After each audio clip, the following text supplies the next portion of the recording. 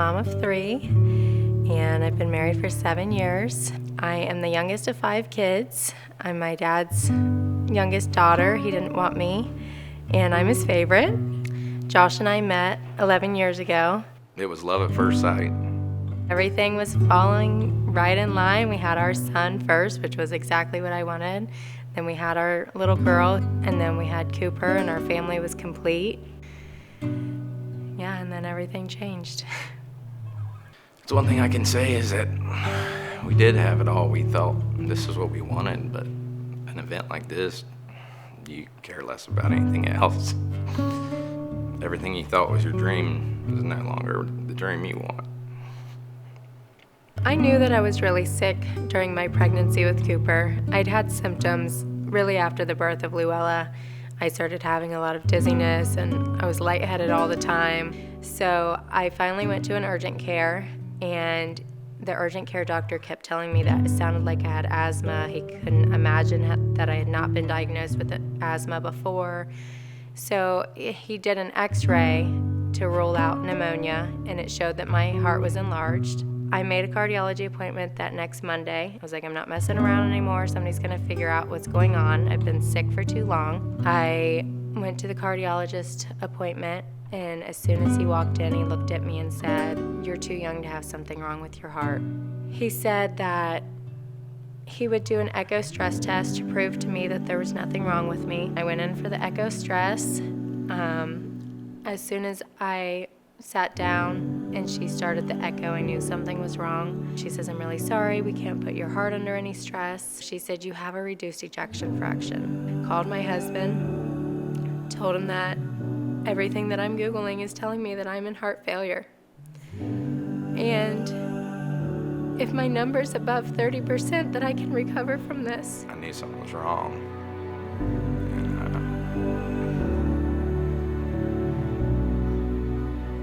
Sorry. The doctor called me back from his cell phone and said, "I'm really sorry. I know why you're feeling so puny. You have what we call peripartum cardiomyopathy. You're in chronic heart failure." And I said, "What's my number? What's my ejection fraction?" And he said, "You're at 15%.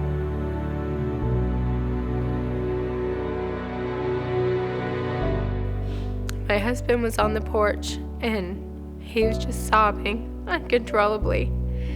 And to see your husband cry is absolutely one of the hardest things, because you know that it's serious then. You know that you're not just being dramatic anymore. This is serious. I'm a mechanic, so I can fix just about anything. This I can't fix. There's nothing I can do.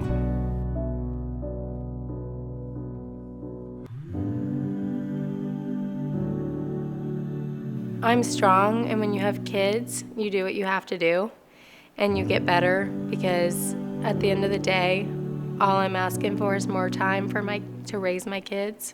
Worst case is I crash and I don't get any better. They hook me up to an LVAD in the hospital and I wait for a transplant. Best case, I live like this for 20 years. I stay on medications, I take care of myself, I eat healthy, I exercise, and my heart holds out.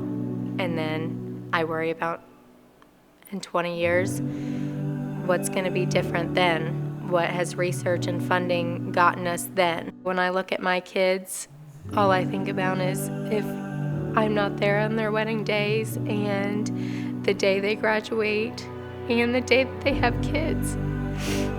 You know, when you have kids, your mom is like your number one person that you depend on, and I don't have that, so I need my kids to have that. I need Luella to, have her mom. Hopefully, people continue to support the vision of the American Heart Association. I'm 30 years old, and I really feel like there's hope that with research and funding that is just going to keep getting better, and there's going to be a light at the end of the tunnel. I'm just trying to fight for the future and fight to raise my kids and make a difference and raise awareness so women know that this can happen, that you can look perfectly healthy on the outside and be dying on the inside. My vision for the future is that, things get better. Her heart can last long enough till technology catches up and something can be done. I just am trying to get every last beat out of this heart that I can get out of it before I trade it in for something new. I have high hopes that the American Heart Association's research will make my vision a reality.